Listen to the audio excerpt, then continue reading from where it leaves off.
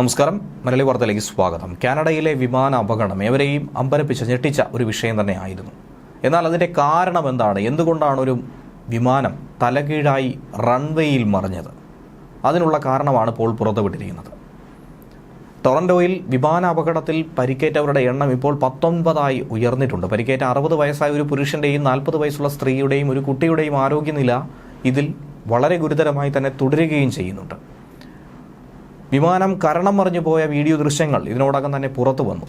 മഞ്ഞ് മൂടിക്കിടന്ന റൺവേയിലാണ് ഈ വിമാനം തലകീഴായി മറിഞ്ഞത്. കനത്ത കാറ്റാണ് വില്ലനായി മാറിയതെന്നാണ് നിലവിൽ വിമാന അതോറിറ്റി അധികൃതർ വ്യക്തമാക്കുന്നത്. അതുമൂലം തന്നെയാണ് ഈ അപകടം സംഭവിച്ചതെന്നാണ് പ്രാഥമിക നിഗമനവും. 4 ക്യാബിൻ ക്രൂ അടക്കം 80 പേരാണ് ഈ വിമാനത്തിലുണ്ടായിരുന്നത്. വലിയൊരു അപകടമാണ് തലനാടിരയ്ക്ക് രക്ഷപ്പെട്ടിരിക്കുന്നത്. മിനിയാപോളിസിൽ നിന്നും ടൊറന്റോയിലേക്കുള്ള ഡെൽറ്റ 4819 വിമാനമാണ് അപകടത്തിൽപ്പെട്ടത്. കനത്ത മഞ്ഞുവീഴ്ച അനുഭവപ്പെടുന്നു ഇപ്പോൾ കാനഡയിലും മറ്റു മേഖലയിലുമൊക്കെ. മഞ്ഞുവീഴ്ച മൂലം വിമാനത്താവളത്തിലെ കാഴ്ചപരിധിയും വളരെ കുറവായിരുന്നുവെന്നാണ് റിപ്പോർട്ടുകളിലൂടെ സൂചിപ്പിക്കുന്നത്.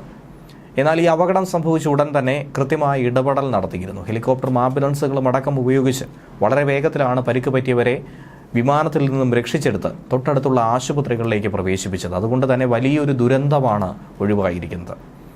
വിമാനത്തിനുള്ളിലുണ്ടായിരുന്ന ഒരു യാത്രക്കാരൻ ചില ചിത്രങ്ങൾ പകർത്തിയിട്ടുണ്ടായിരുന്നു. അതിൽ നിന്നും ആളുകൾ രക്ഷപ്പെട്ടു പോകുന്ന ദൃശ്യങ്ങളും ആളുകളെ രക്ഷപ്പെടുത്തുന്ന ദൃശ്യങ്ങളും ഒക്കെ തന്നെ സമൂഹ മാധ്യമങ്ങളിലൂടെ പ്രചരിക്കുന്നുണ്ട്.